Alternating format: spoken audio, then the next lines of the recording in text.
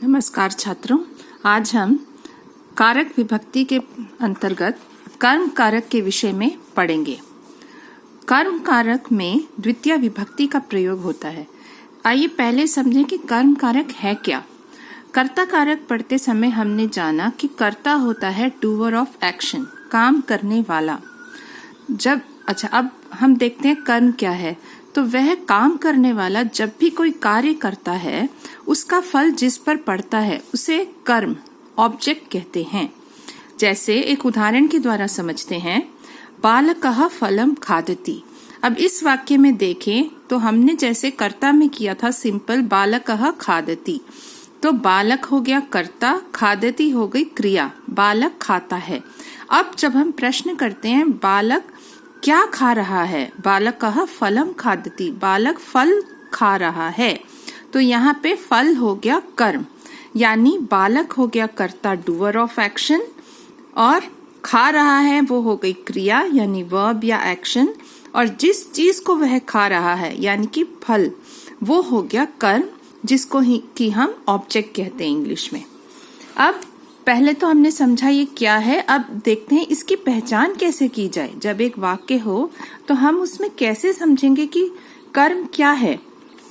तो सिंपल, जब भी आप ये प्रश्न करें, कोई भी आप वाक्य देखें, उसमें आप प्रश्न कीजिए कर्ता किस चीज को कर रहा है, किस कार्य को कर रहा है, तब उत्तर में जो शब्द मिलता है वह होता है कर्म ऑब्जेक्ट। अब देखिए ऊपर दिए गए उदाहरण में बालक किसको खाता है, क्या खाता है, तो उत्तर मिलेगा फल को खाता है, फलम। तो फल हो गया कर्म ऑब्जेक्ट, और उसमें कर्म कारक होने के कारण हम द्वितीय विभक्ति का प्रयोग करेंगे। और इसका सिंबल क्या है, को, कर्ता ने कर्म को। ठीक है, अब ये हो गई इसकी पहचान। और अब हम समझेंगे इसके रूप कैसे चलते हैं। पुल्लिंग में कैसे रूप चलेगा, बालकम बालकौ बालकान, गजम गजौ गजान, सिंहम सिंहौ सिंहान, नरम नरौ नरान, नृपम नृपौ नृपान। यानी आपने जो कर्ता कारक में उदाहरण देखे उन्हीं की ये द्वितीय विभक्ति है। जैसे कि आपको पहले भी बताया गया था कि सारे कारक विभक्ति 8 लाइनों में इसके रूप चलते हैं, टेबल के फॉर्म में होता है। तो हमने पहले पढ़ा था बालकः बालकौ बालकाः। अब ये दूसरी लाइन हो गई बालकम बालकौ बालकान। इसमें भी आप देखेंगे तो आपको एक पैटर्न नजर आएगा, पहले म, फिर औ की मात्रा, फिर आन।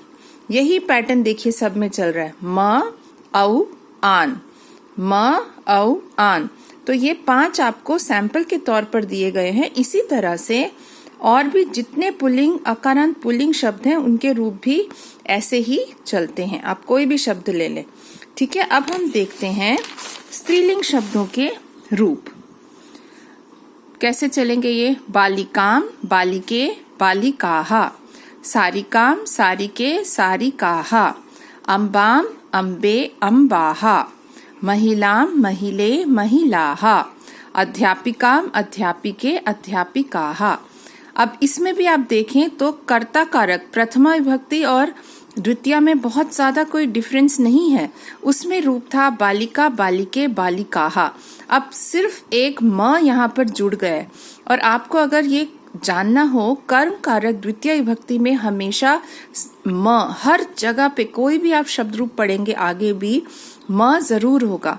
जैसे पुल्लिंग में बालकम, स्त्रीलिंग में बालिकाम। आगे आप उकारांत कोई भी शब्द रूप पढ़ेंगे, इकारांत स्त्रीलिंग, सब में म जरूर जुड़ेगा, यही इसकी पहचान है। अब देखते हैं नपुंसक लिंग के रूप।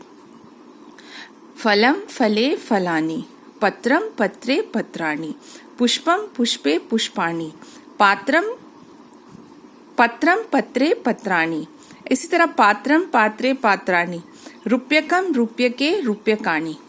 तो आप सोचेंगे अरे ये तो हमने प्रथमा में भी पढ़े थे।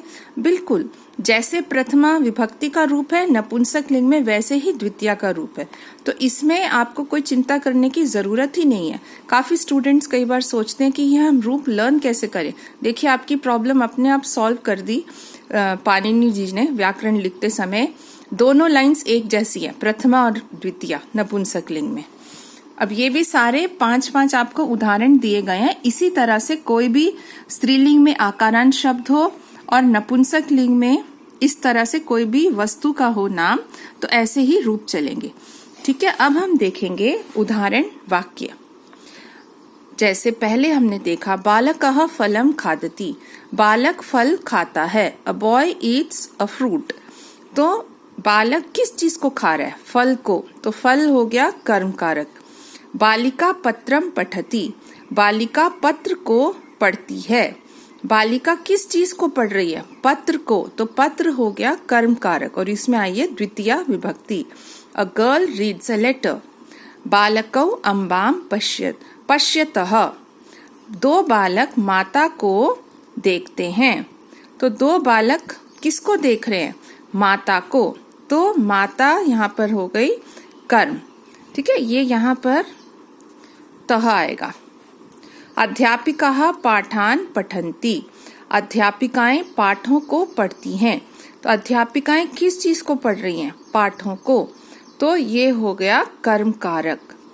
मालाकारः मालाः रचयति, माली या माला बनाने वाला मालाएं बनाता है।